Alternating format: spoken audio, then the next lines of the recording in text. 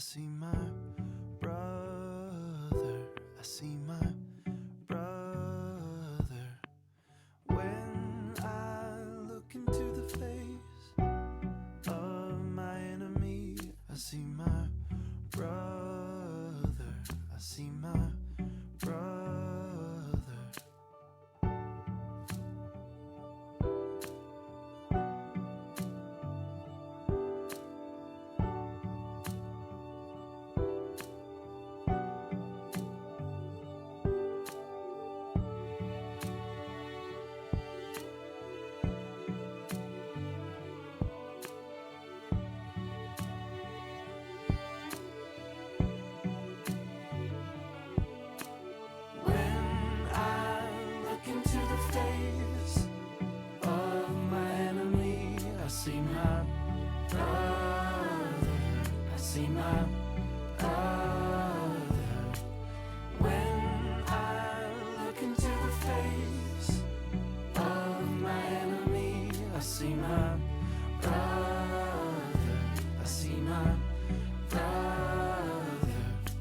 Forgiveness is the garment of our courage, the power to make the peace we long to know. Open up our eyes to see the wounds that bind all of humankind. May our shudder hearts greet the dawn of light with charity and love. When I look into the face of my enemy, I see my brother.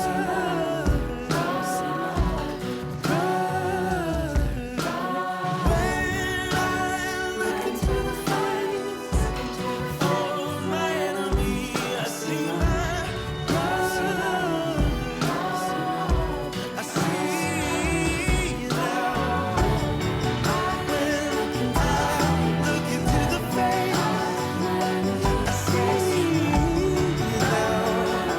I see now. I see my brother. I see my sister. I see my father. I see my mother. When I look into the face of my enemy, I see my brother. I see my brother.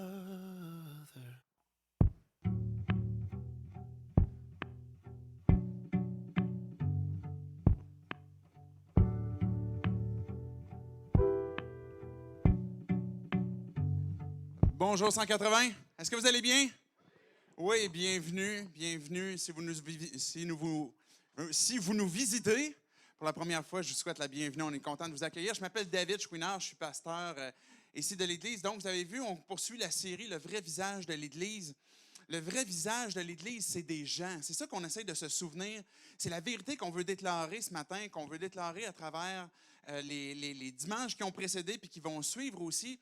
Le vrai visage de l'Église, c'est vous et c'est moi. Peu importe d'où vous venez, peu importe votre arrière-plan. La semaine passée, on regardait cette vérité de comment passer de briser à restaurer. Et puis, si vous vous souvenez, si vous avez été là, on avait eu des petits name tags où vous aviez posé votre nom dessus et on se souvenait de cette vérité où que Dieu nous accueille tel que nous sommes, tel que tu es, tu peux venir à Dieu. Est-ce que tout le monde a reçu un petit bracelet ce matin?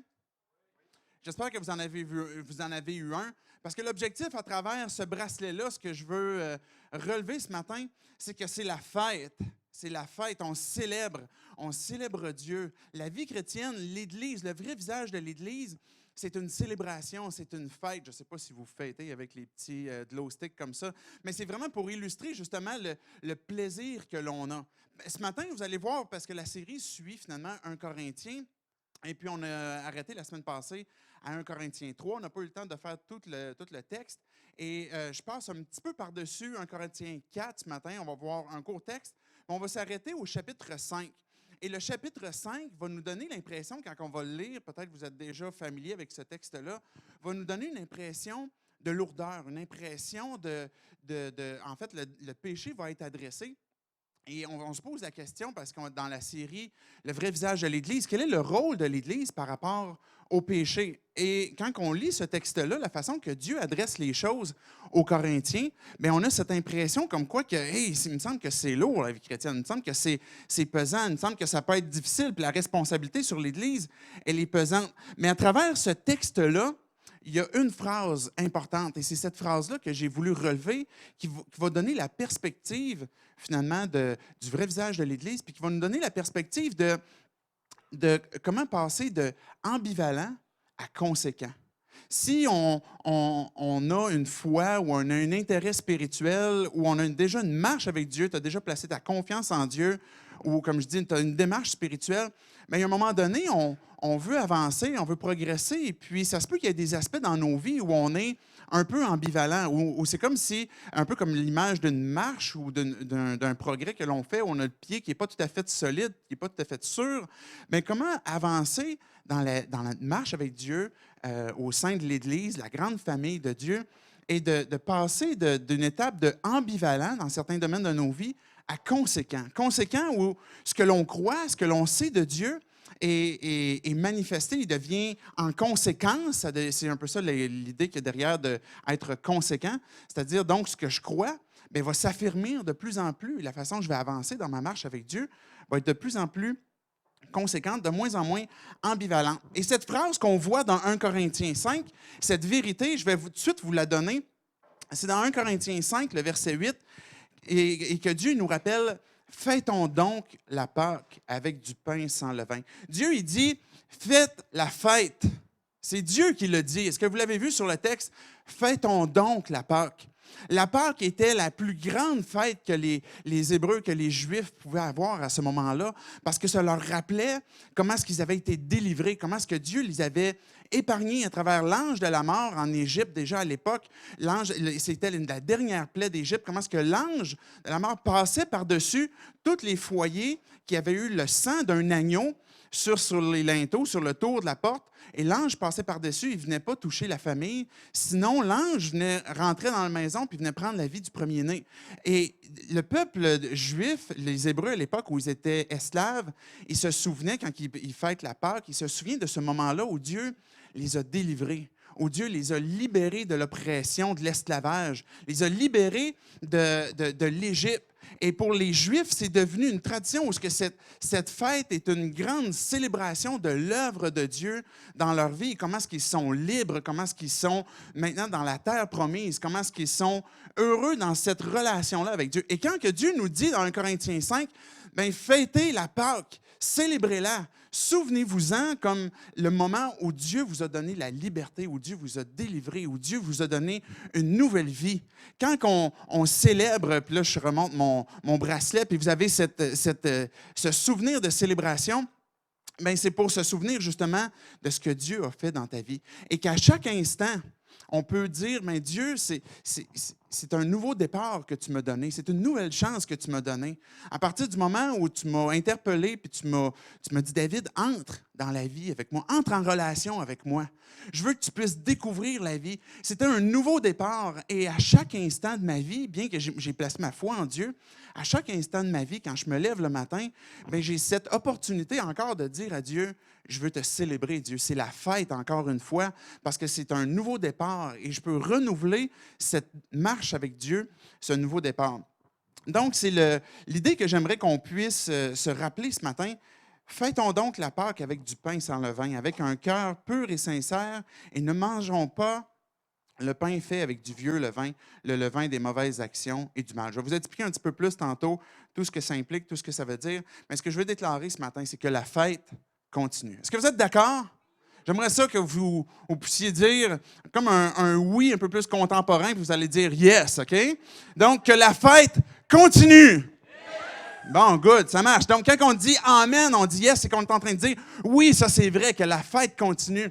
Et qu'il n'y a rien qui vienne faire obstacle finalement, à cette fête, qu'il n'y a rien qui vienne briser le party, qu'on pourrait dire en québécois, dans notre marche avec Dieu, dans notre célébration de la Pâque, de cette nouvelle vie que l'on a, qu'il n'y a rien qui vienne faire obstacle à notre marche avec Dieu. Et j'aimerais pouvoir te dire aussi que si tu n'as pas commencé cette fête, bien, je veux déclarer aussi bien, que la fête commence pour toi. Tu auras cette opportunité aussi de dire, oui, je veux découvrir la vie en Jésus-Christ. C'est cette fête que je vais avoir aussi ce matin. Donc, on va voir à travers le texte d'un Corinthiens 5, finalement, l'opportunité qu'à chaque matin, on a que de pouvoir renouveler le départ et de voir finalement qu'est-ce qui, à travers le texte, de voir qu'est-ce qui peut venir briser le party. Qu'est-ce qui peut venir briser cette fête dans laquelle on est entré? Est-ce que vous êtes prêts pour ce parcours à travers 1 Corinthiens 5? Yes! OK, c'est bon, on est prêt. Je veux prier, puis après ça, on va regarder le texte ensemble. Dieu, on vient devant toi pour te louer, pour te célébrer. C'est toi-même qui nous dis, fêtez la Pâque, de célébrer, de se souvenir de qui tu es. Dieu, que ces vérités qu'on va déclarer, qu'on va voir à travers ta parole ce matin, qu'on puisse bien les comprendre, parce que c'est un texte qui peut être lourd ce matin, qui peut être difficile. Mais en même temps, à travers ce texte-là, Dieu, tu nous lances cette lumière, cet espoir, cette vérité qui... Dans notre marche avec toi, Dieu, c'est une célébration, c'est une fête. Et viens rappeler ces vérités à nos cœurs. Dieu, viens restaurer nos cœurs. Viens transformer nos pensées.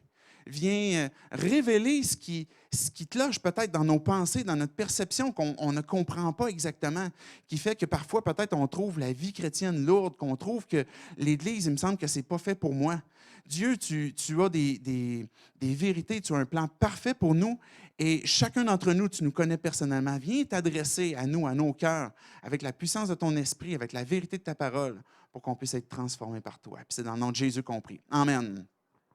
Donc, que la fête continue. Avant qu'on puisse voir le texte d'un Corinthiens 5, il y a une chose importante qu'il faut qu'on se pose comme question, c'est pourquoi le péché vient briser le party.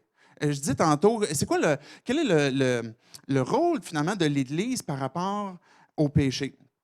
Je vais commencer avec un exemple de parents, par exemple. Vous avez peut-être des enfants et vous avez des consignes à leur dire. Et là, vous voulez leur dire, ben, par exemple, tu dois aller passer la tondeuse, tu dois faire ta chambre, tu dois faire telle ou telle activité, tu dois aller faire telle chose, tu dois te coucher de bonne heure. On va avoir des listes de choses comme ça que vous recevez, peut-être parce que vous êtes un enfant ou que vous avez reçu ou que vous donnez des choses à faire. Et puis, pour un enfant qui se fait que donner comme ça des directives, ça peut devenir lourd. Parce que la directive n'est qu'un, je vais l'appeler le quoi. Okay? C'est-à-dire que c'est quoi que je dois faire? C'est quoi qu'il faut que je fasse? Et pour l'enfant qui ne fait que comprendre les tâches puis le quoi qu'il doit faire, et peut-être qu'un parent qui va aller un petit peu plus loin, il va expliquer le comment, c'est-à-dire comment le faire. Donc, voici, tu dois aller passer la tondeuse, puis je veux que tu le fasses à 2 heures cet après-midi, ou voici, je veux que tu le passes, tu commences avec le weed eater, puis peu importe, là, il va y avoir une directive du comment. Mais une chose qui est extrêmement importante, tant que parent, et on dit que les grands leaders commencent toujours avec le pourquoi. Le pourquoi des choses.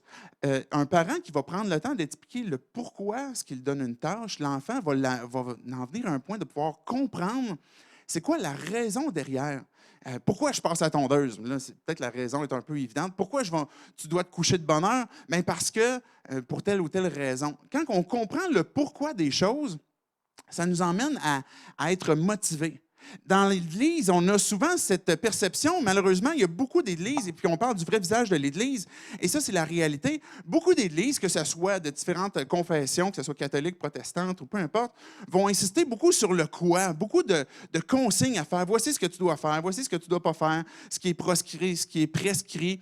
Et là, ça peut devenir lourd. Et on a l'impression que l'Église, bien, on a de la misère des fois à y adhérer parce qu'on se dit, mais pourquoi je vais m'embarquer dans une affaire qui va constamment me donner une liste, et puis là, qui va me rappeler, Thomas d'Aquin, par exemple, il avait fait la liste des péchés capitaux. Par exemple, voici ce qu'il ne faut pas faire. Là, il ne faut pas que tu sois paresseux. Il y avait la paresse, l'orgueil, la gourmandise, la luxure, l'avarice, la colère, l'envie. Alors là, on va insister sur la liste des choses à ne pas faire. Et dans des églises, on peut avoir cette tendance. Peut-être qu'on a nous-mêmes cette tendance. On va s'attarder, par exemple, est-ce que cette personne-là vit en couple de façon bibliquement légale? Est-ce qu'elle est mariée? Est-ce que là, cette personne-là a divorcé son conjoint? Est-ce qu'elle habite avec Puis c'est drôle parce que dans les églises, souvent, ça va revenir beaucoup à la relation conjugale, les premiers péchés qu'on va pointer, les choses qu'on doit faire ou ne pas faire. Est-ce que cette personne-là fréquente une personne qui ne croit pas en Dieu? Est-ce que cette personne-là a abandonné? Est-ce qu'il y a un chum ou une blonde qui ne croit pas? Une attirance envers une personne de même sexe? Est-ce que cette personne-là s'est faite avorter? Et on va se poser ces questions dans cette liste de choses du quoi, et puis pointer du doigt, puis regarder comment les choses vont. Et peut-être qu'on oublie des fois même aussi, encore dans le quoi, dans cette liste-là, ben, la médisance, la calomnie, l'orgueil, la dépendance au café. La dépendance au sucre. Moi, j'ai une confession. J'ai une propension à la dépendance au sucre. J'aime beaucoup les cupcakes. Il faut que je fasse attention. Mais toutes ces choses-là qui finalement, on se donne des listes de choses à faire. Il ne faut pas que je fasse le mal. Il ne faut pas tuer. Bon, une autre affaire qu'il ne faut pas faire. Pendant que je réfléchissais cette semaine justement à l'idée de tuer, m'est venu en tête, comprenez, là, je n'étais pas en train de préméditer quelque chose. Mais je ne sais pas si vous avez déjà entendu parler de cet homme, Jeffrey Dahmer, qui a été un des pires tueurs en série aux États-Unis. Peut-être qu'on peut mettre l'image, là, j'ai apporté son portrait. Cet homme-là a été un des pires tueurs en série aux États-Unis. Puis je ne pourrais même pas dire ce qu'il a fait, tellement c'est complètement fou. Là. Mais il a tué du monde, puis il les a fait plus que les tuer. Mais est-ce qu'un gars comme ça est dans une liste qui est impossible à ce qu'il puisse aller au ciel? Pourtant, il y a un homme qui est un pasteur à l'époque où il était emprisonné. Il a décidé d'aller visiter cet homme-là, de lui partager la foi. Et puis l'histoire, je ne connais pas toute l'histoire dans les détails, mais l'histoire montre que cet homme-là a placé sa foi en Dieu, qui était un athée, cet homme-là. Il a cru que Dieu a créé l'univers, qu'il l'a créé lui, et puis il a placé sa foi en Jésus. Puis ce pasteur-là l'a baptisé. Malheureusement, il a été tué dans la prison quelque temps après. Mais même un homme comme ça, on pourrait dire, évidemment, il y a une liste de choses qu'il a fait, que c'est impossible pour lui que d'appartenir à l'Église. Il y avait des chrétiens à l'époque, à ce moment-là, qui disaient, si cet homme-là va au ciel, moi, je ne veux plus y aller. Mais c'est fou, là. Est-ce que vous comprenez le mensonge qu'il y a derrière cette pensée-là? C'est cet homme-là va au ciel, parce qu'évidemment, il a fait des crimes crapuleux là, que j'ose même pas mentionner. Est-ce que cet homme-là peut aller au ciel? Mais j'aimerais vous poser la question, si vous avez cette réflexion-là à l'intérieur de vous, est-ce que le sang de Jésus est suffisamment puissant pour pardonner ce type de péché-là?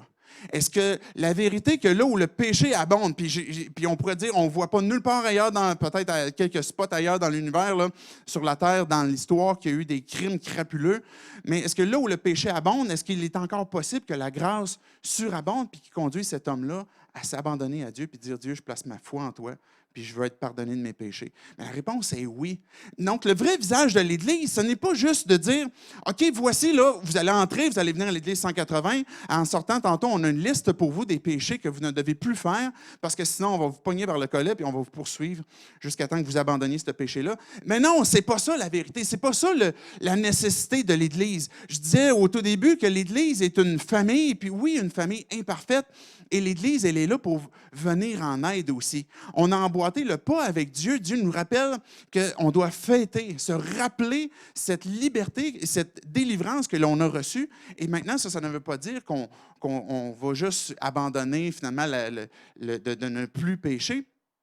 Mais on doit aller plus loin que la liste ou le comment. Comment je dois abandonner ça? Comment je vais arrêter de faire ça? Mais là où ce que je suis en train de nous diriger tranquillement, c'est le pourquoi. Pourquoi le péché vient briser le party?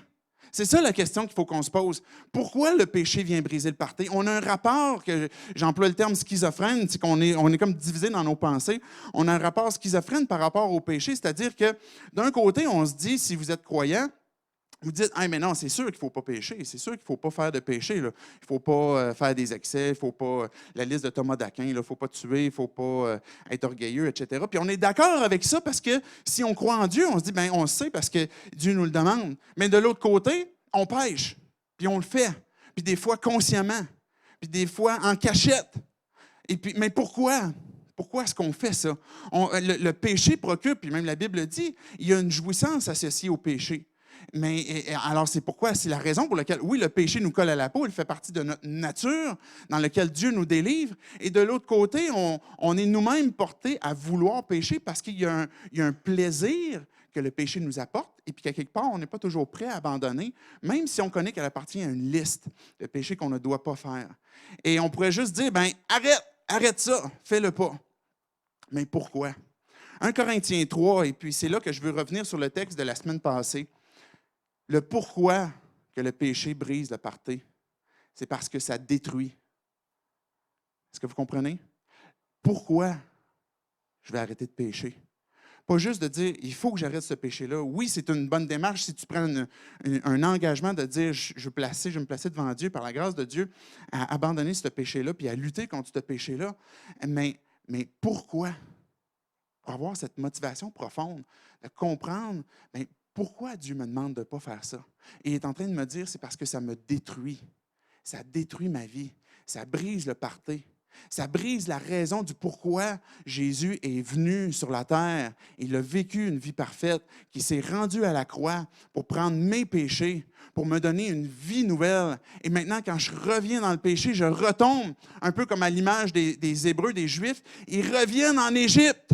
On revient en Égypte, on revient dans l'esclavage. Puis on se dit, on était-tu bien quand on faisait des pyramides avec de la paille séchée et de la boîte, je ne sais pas tout ce qu'ils faisaient. Mais on était-tu bien en Égypte? On était-tu bien dans l'esclavage? On était-tu bien quand on était misérable?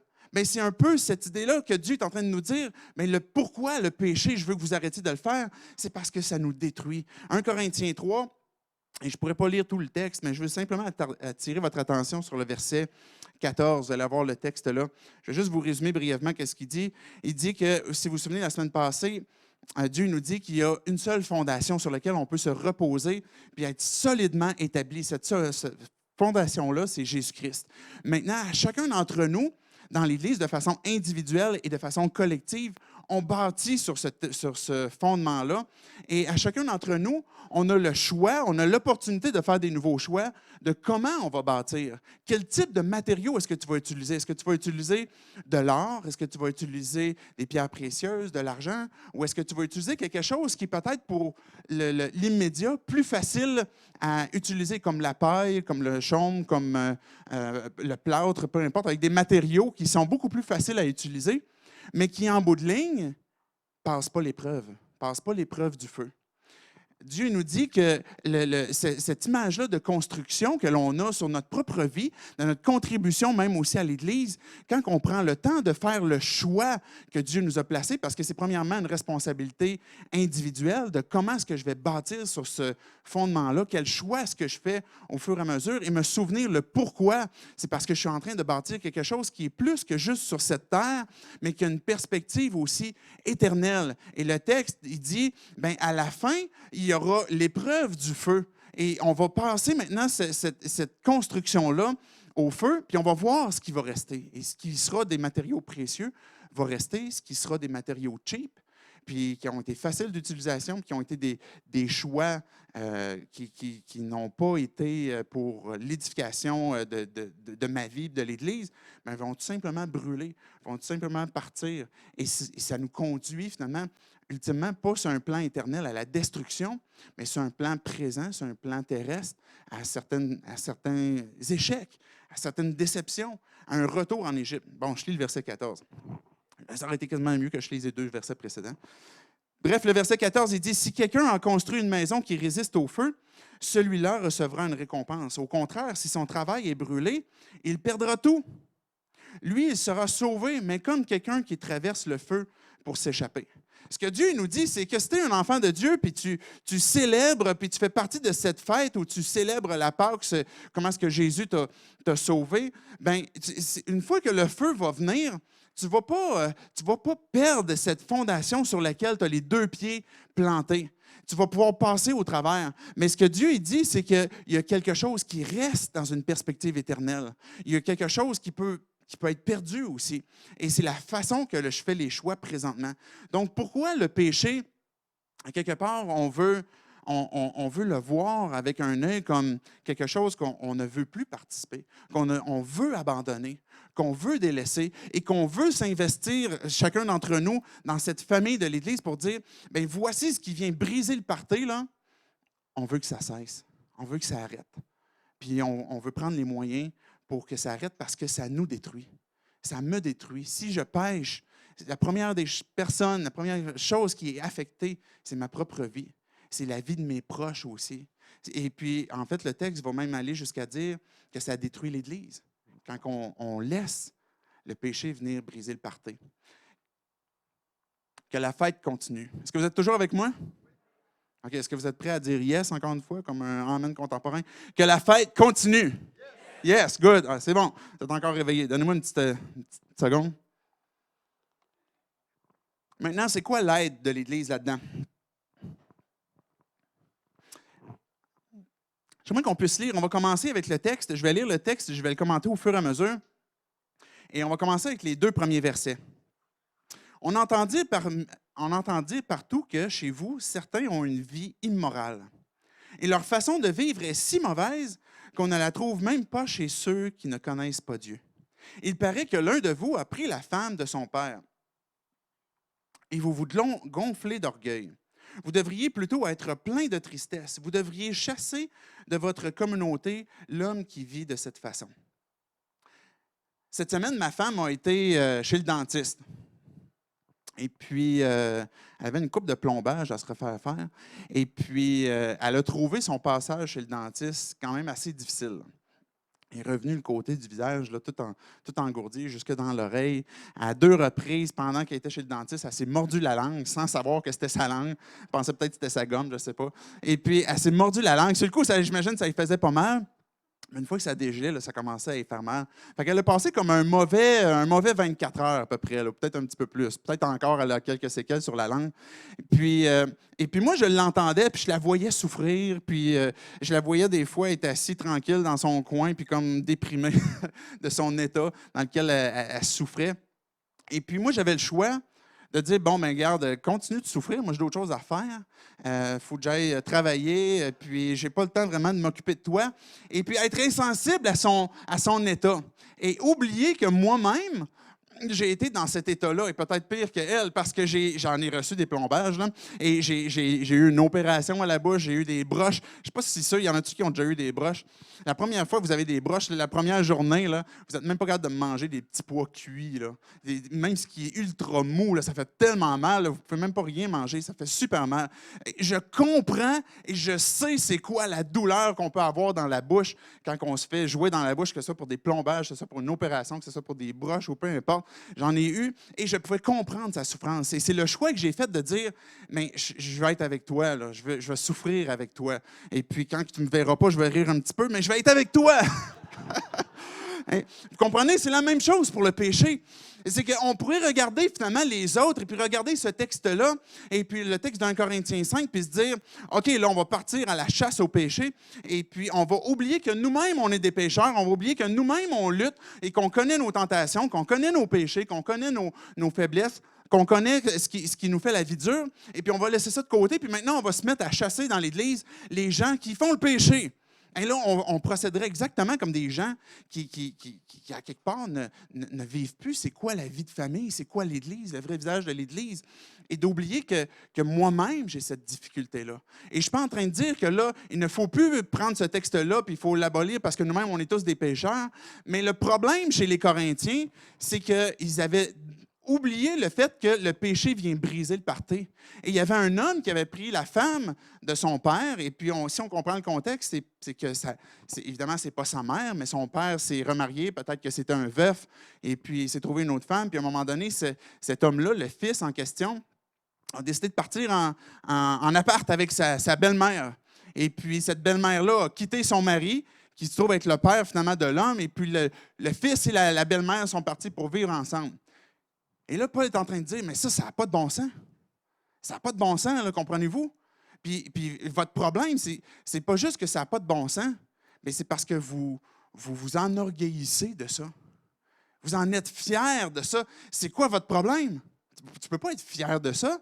Et puis même, il est en train de dire, les gens là, qui n'ont même pas la foi, là, les gens qui ne veulent pas nécessairement adhérer à la foi en Jésus-Christ. Et puis, si on se souvient du contexte à Corinthe, là, il y en avait là, de la débauche, il y en avait toutes sortes de trucs qui se passaient. Mais même eux qui n'étaient pas dans l'Église disaient « Hey, tu as entendu ce qui se passe à l'Église là-bas? » Et ça n'a pas de bon sens. Alors, c'est ça qu'il est en train de dire. Leur problème, c'est qu'ils se fermaient les yeux, ils laissaient cette occasion-là, cet homme-là, pourquoi est-ce que l'Église s'enorgueillissait? Je ne peux pas dire que je comprends exactement tout le pourquoi. Qu'est-ce qui faisait que l'Église s'enorgueillissait de cet homme-là?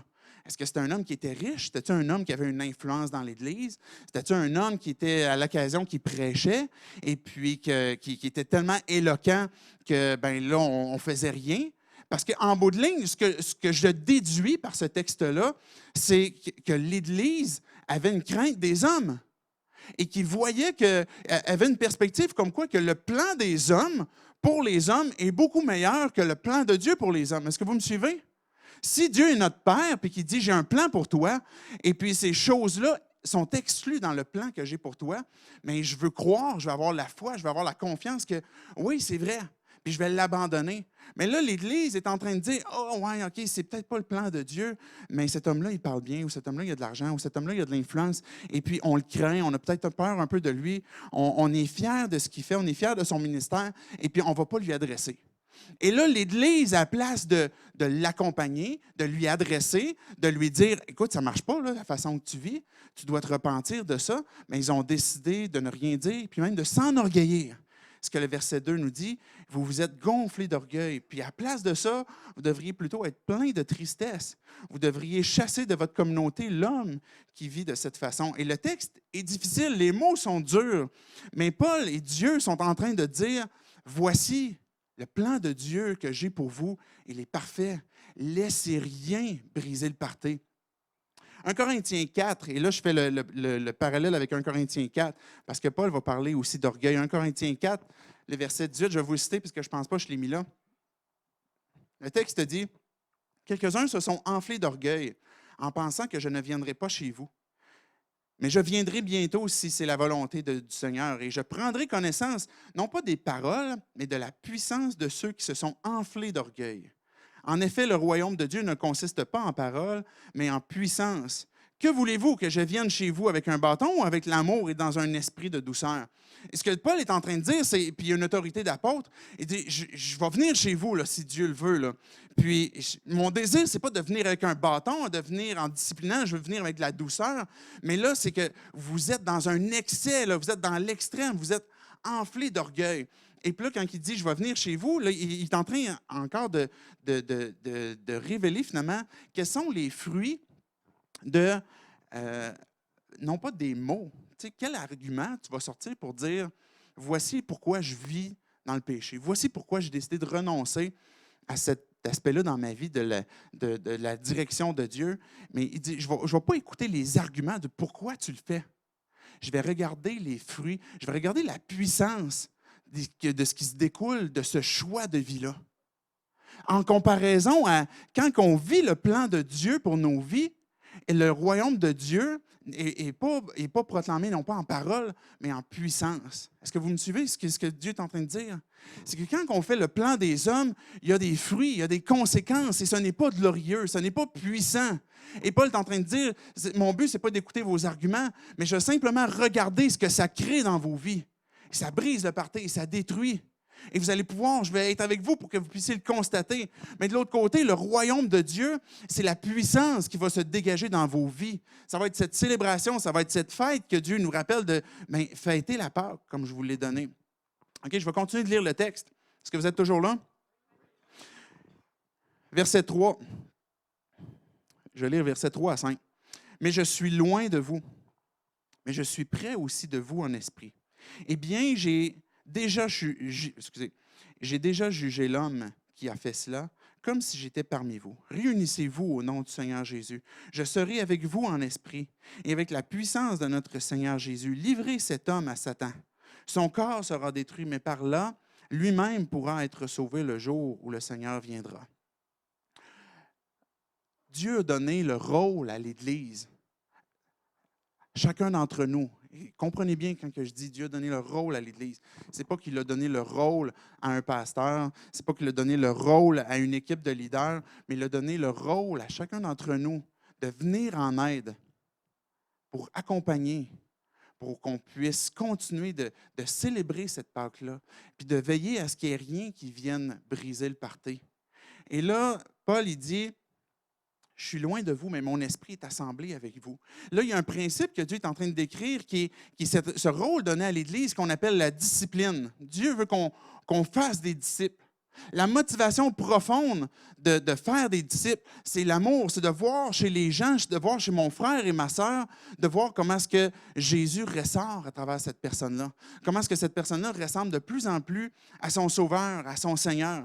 Et la discipline, finalement, c'est des étapes qui sont conduites pour amener une personne à l'aider à abandonner le péché, toujours avec la même perception qu'on n'est pas dans le but de pogner au collet, comme on disait tantôt, dans une chasse pour trouver le péché, mais dans une perspective, comme je partageais tantôt avec ma femme, mais de compassion. Et puis, je sais que c'est difficile de lutter avec le péché. Je sais que le péché fait des ravages, mais on va quand même veiller à ce qu'il n'y ait rien qui vienne briser le party. Et là, Paul, il va dire, moi, je suis avec vous, et ensemble, il y a une démarche de discipline. Et non seulement ensemble, mais là où 2 ou 3 sont assemblés en mon nom, que Jésus disait, aussi dans un contexte de discipline, je suis avec vous. Et là, il y a une démarche de placer la personne à l'extérieur de l'Église pendant un temps, après une étape, de dire, bien, l'objectif, c'est toujours d'appeler la personne à la repentance. Est-ce que tu comprends pourquoi? Est-ce que tu comprends ce que tu fais? Est-ce que tu comprends ce que ça crée dans ta vie?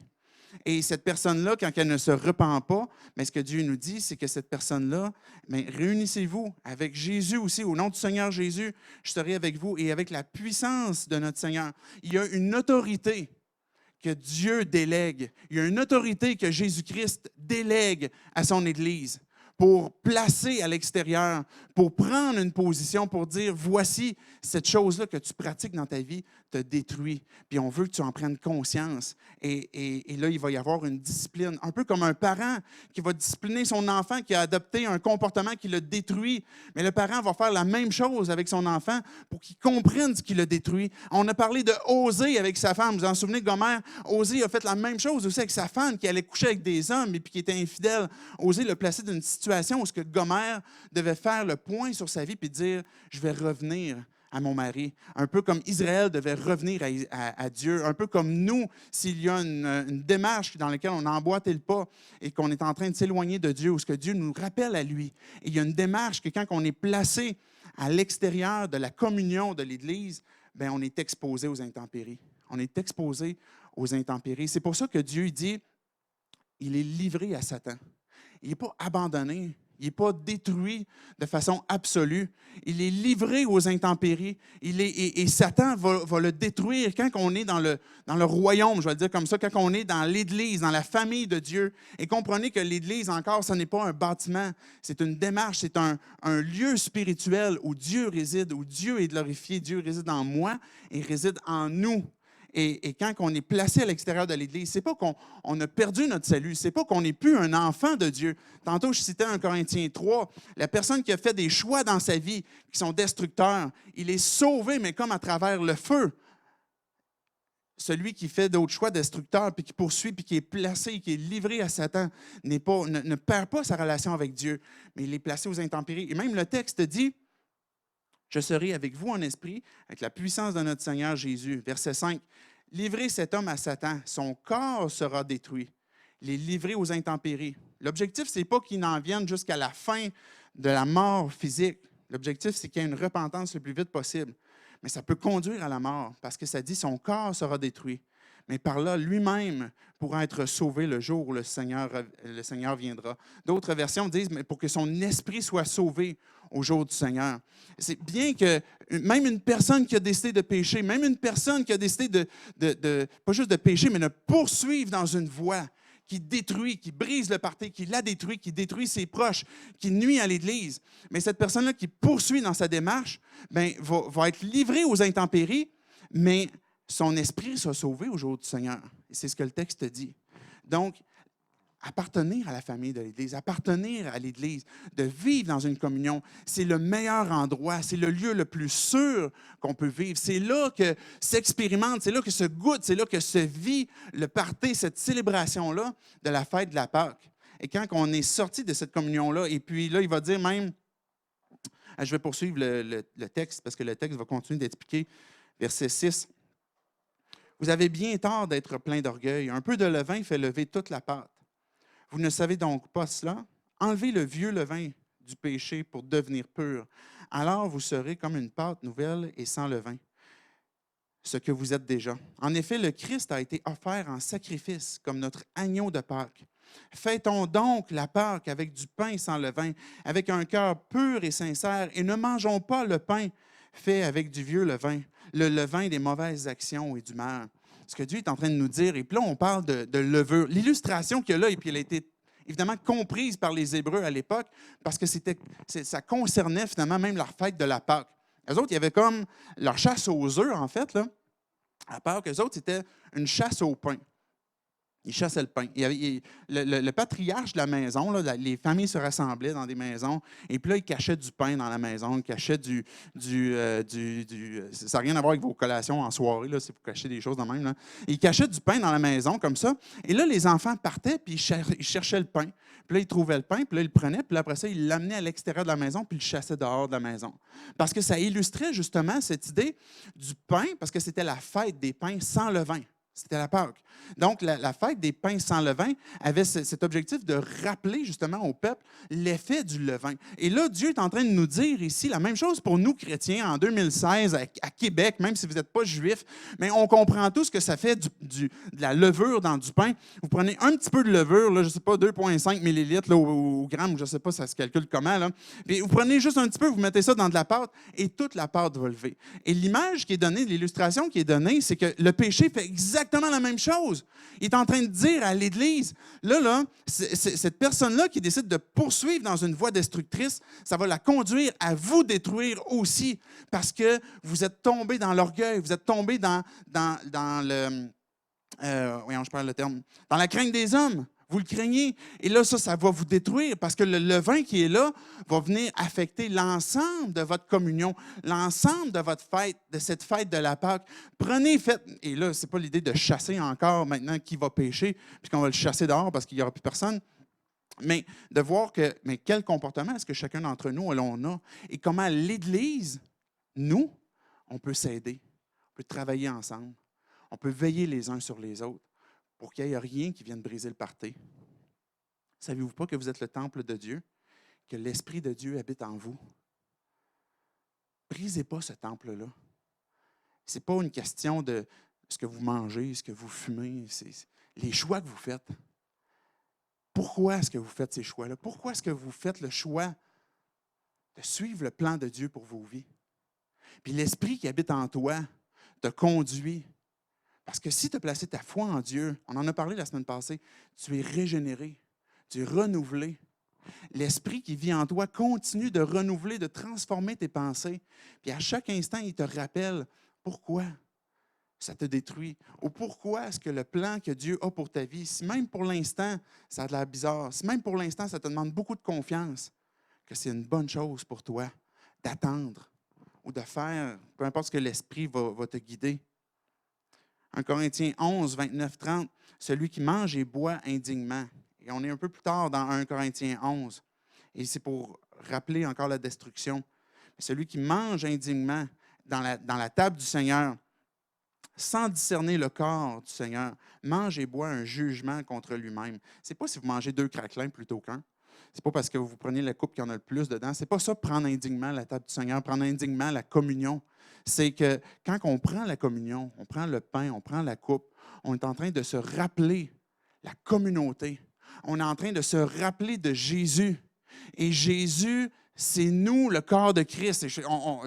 Dieu habite en nous. Jésus est notre tête. On est le corps de Christ. Et quand que je prends ce pain et cette coupe, et que finalement, ma vie représente des choix dans lesquels je méprise ou je hais ou je fais du mal à mon prochain, mais je suis en train de manquer finalement le but de Dieu. Et Dieu va même jusqu'à dire, dans ce texte-là, puis on va y revenir évidemment quand on sera là, bien, vous êtes détruits. Il y en a qui sont malades, il y en a qui sont infirmes, il y en a même qui sont morts. Alors, commencez pas à partir encore une fois. Tous ceux qui sont malades, vous allez dire, c'est parce que tu ne prends pas bien la table du Seigneur. C'est pas ça, là. Mais c'est de se questionner à chacun d'entre nous. Pourquoi est-ce que je fais ces choix-là? Je poursuis le texte pour conclure. Dans une autre lettre, je vous ai écrit, n'ayez pas de contact avec les gens qui ont une vie immorale. Je ne voulais pas parler de tous ceux qui, dans ce monde, ont une vie immorale. Je ne parlais pas non plus de tous les voleurs ou les avares ou de ceux qui adorent de faux dieux. Dans ce cas, vous devriez sortir du monde. Non, je vous ai écrit, n'ayez pas de contact avec celui qui porte le nom de chrétien et qui a une vie immorale. Je parlais du chrétien qui est voleur, qui adore des faux dieux, qui insulte les autres.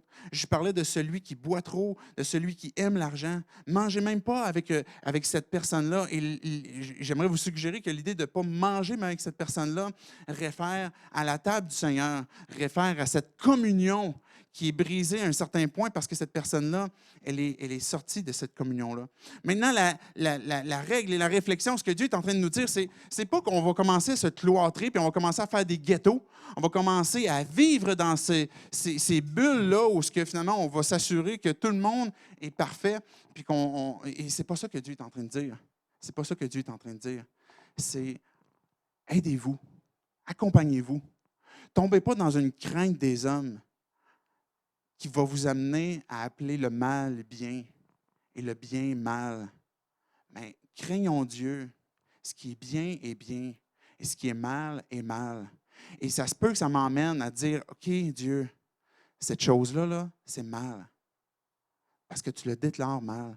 Parce que ce n'est pas le plan de Dieu. Ce n'est pas ton plan pour ma vie. Maintenant, on a le choix de dire, Dieu, j'ai besoin de ton aide. Dieu, j'ai besoin de ta grâce. Dieu, j'ai besoin que tu viennes à mon secours parce que j'ai de la misère à vivre ça. J'ai de la misère à vivre ton plan. J'ai de la misère et puis je rechute souvent. Je retombe souvent dans un même pattern et Dieu vient à mon aide. Ce n'est pas ce type de personne-là qu'on va discipliner. Si tu luttes avec un péché, on ne va pas commencer à te dire tu n'as pas de bon sens. Parce qu'on connaît chacun d'entre nous nos propres luttes, nos propres péchés, nos propres tentations. Puis on le sait qu'on a cette même difficulté-là. Et c'est pour ça qu'on s'aide les uns les autres pour dire comment je peux t'accompagner. Maintenant, la règle, c'est quelqu'un qui se dit croyant et qui décide d'emboîter le pas dans une direction. Et de dire ça, Dieu dit c'est mal, mais moi je dis que c'est bien. Et je poursuis dans cette direction-là. Il est en train de détruire sa vie. Et il ne faut pas tomber dans le pattern non plus d'approuver ce qu'il fait. On dénonce, on va décrier beaucoup le légalisme. Parce que le légalisme est mal. Le légalisme, c'est de prendre, par exemple, la loi, de prendre des principes encore dans l'Église, par exemple, et de dire, là, pour être un bon chrétien, il faut que tu fasses ça, puis il faut que tu fasses ça, puis il faut que tu fasses ça. Le légalisme est une chose qui est mauvaise parce qu'il est en train de mépriser la grâce de Dieu. Mais l'inverse du légalisme, on pourrait l'appeler le paganisme ou le libertinage ou peu importe, qui n'est pas de prendre des lois, mais de dire, tout est correct maintenant, tout est permis, fais ce que tu veux, puis c'est pas grave, ça ne dérange pas. Ce n'est pas ça non plus. Maintenant, comment est-ce qu'on peut accompagner une personne? Le dernier texte, et je vais conclure par ça, je vais inviter les musiciens à s'avancer aussi.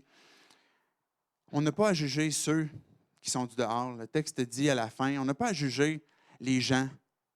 Les gens qui ont décidé de ne pas adhérer à la foi, les gens qui ont décidé de ne pas adhérer à l'Église, les gens qui ont décidé de ne pas croire en Dieu, en Jésus-Christ, on n'a pas la job de les juger. Vous n'avez pas la job de les transformer. Vous n'avez pas la job de les forcer à croire ou à les convaincre et leur dire que s'il fait ça, c'est pas bien, puis s'il fait ça, c'est pas bien. Ça se peut. Mais ce qui transforme la vie des gens, c'est l'Évangile. Et c'est ça que nous, on est appelés à faire, de vivre l'Évangile, de proclamer l'Évangile. Maintenant, le rôle que l'on a, que Dieu est en train de nous dire, c'est pour nous, dans notre famille, dans l'Église. Comment est-ce qu'on va aider, comment est-ce qu'on va accompagner. Et une personne qui décide de se repentir, qui est dans une situation qui n'est pas idéale. Il y a des gens qui vont décider d'abandonner une voie dans laquelle ils ont poursuivi. dire, je veux revenir sur mes pas. Je veux revenir à l'Église. La porte est toujours ouverte. Une personne qui décide de se repentir, quelqu'un qui est un enfant de Dieu, puis qui dit, je veux venir célébrer la Pâque. Parce que Jésus est mon agneau. L'agneau, c'est l'image de cet agneau à la Pâque on versait son sang, puis qu'on prenait son sang parce qu'il était une victime qui ne méritait pas cette mort-là, puis qu'on a pris son sang, puis qu'on a décidé de placer sur la porte pour que l'ange de la mort passe par-dessus. Jésus est cette victime qui pardonne nos péchés. Jésus est cette victime qui a fait aucun péché, puis qui dit, je suis prêt à prendre tous tes péchés. Et la personne qui décide de se repentir dans la voie dans laquelle elle a commencé, elle peut toujours revenir parce que le sang de Christ est puissant, suffisamment puissant pour délivrer, pour pardonner les péchés. Et à partir du moment qu'une personne décide de dire « Oui, je veux revenir. Oui, je veux revenir sur mes pas. » Et je suis dans une situation présentement que c'est difficile. Comment est-ce que nous, en Église, par la grâce de Dieu, on va accompagner cette personne-là pour revenir aussi et de dire « Oui, viens célébrer avec nous. Viens fêter cette Pâque dans laquelle Jésus nous a invités et qui veut qu'on découvre sa vie à chaque instant. » J'aimerais qu'on puisse terminer avec une réflexion, chacun d'entre nous, pour nous-mêmes.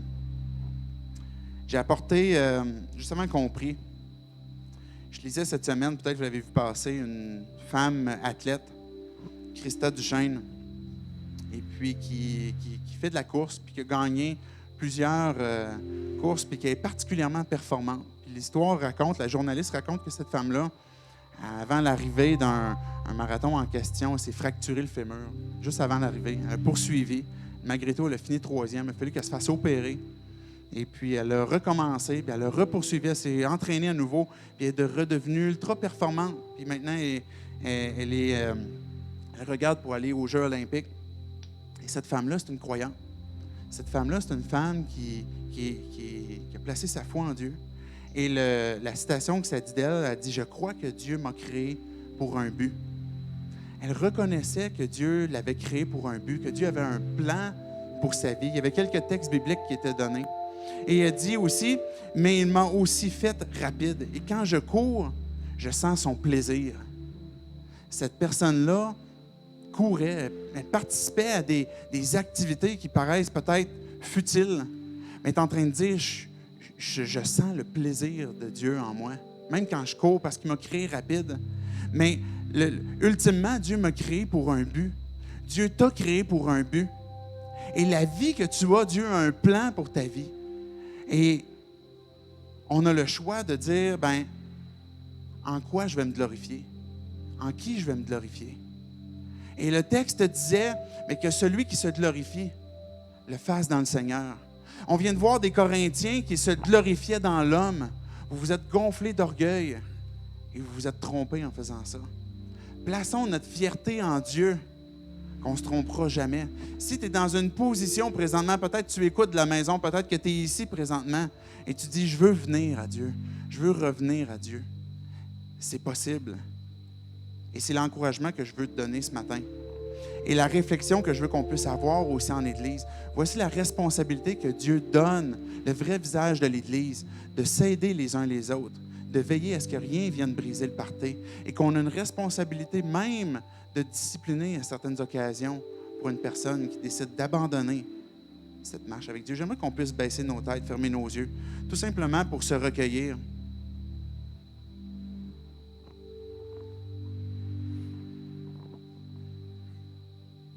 Je te donne l'occasion de tout simplement parler à Dieu en ton cœur, en esprit.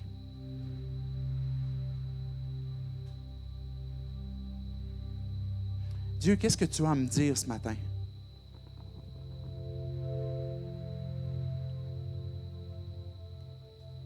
Dieu, je veux découvrir la vie en toi. Mais qu'est-ce qui, présentement, dans ma vie, peut nuire? Qu'est-ce qui vient briser le party? Cette fête de la Pâque que tu veux qu'on célèbre à chaque instant.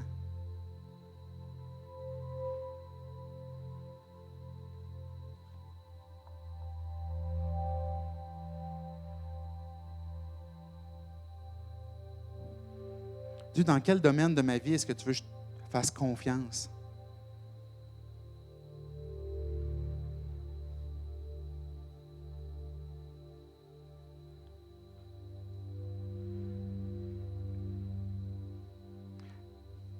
Dieu, rappelle à mon esprit ce que tu appelles bien et ce que tu appelles mal.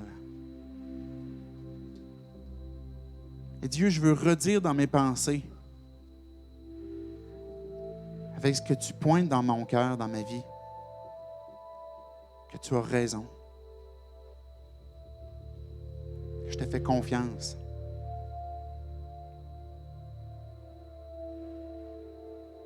Dieu, on le sait que tu nous aimes. Ton plan pour nous est parfait. Dieu, on veut fêter, on veut célébrer.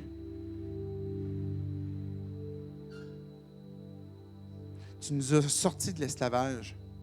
Tu nous as sortis de ce qui nous séparait de toi. Dieu, peut-être que je suis ici ce matin et je n'ai jamais placé ma foi en toi. Et j'ai entendu à travers ce texte que tu dis que Jésus est mon agneau de Pâques. Et Dieu, je comprends à travers ce texte-là que, Père, tu m'as donné Jésus, ton Fils unique, comme un agneau qui a versé son sang pour que je puisse être délivré de la mort, que je puisse être renouvelé, devenir ton enfant, appartenir à cette famille, découvrir une nouvelle vie en toi. Dieu, j'abandonne ma vie à toi. J'abandonne le mal que je fais, le péché. Je t'en demande pardon. Viens me sauver, viens me transformer. Dieu, pour nous qui sommes ici ce matin, on a besoin encore une fois de ta grâce et tu nous dis approchez-vous de moi avec assurance du trône pour obtenir miséricorde et secours. Dieu, dans ce que tu as identifié dans ma vie, j'ai besoin de ton aide. Je place ma confiance en toi. Je veux croire, Dieu, que ce que tu as pour moi est meilleur que ce que moi j'ai planifié. Dieu, les choix que tu me demandes de faire sont peut-être difficiles ce matin. Peut-être que je ne sais pas comment les faire. Mais viens m'aider. Esprit de Dieu, tu dis que tu vis en moi. Tu nous as dit à travers ta parole que le royaume de Dieu n'est pas une question de parole, mais de puissance. Que cette puissance puisse venir me délivrer. Que les chaînes puissent tomber. Que la victoire puisse être saisie. Que l'on puisse marcher avec toi, Dieu, de façon victorieuse. Viens bénir ton Église. Viens sanctifier ton Église. Fais-la grandir par le nom de Jésus-Christ que l'on prie. Amen.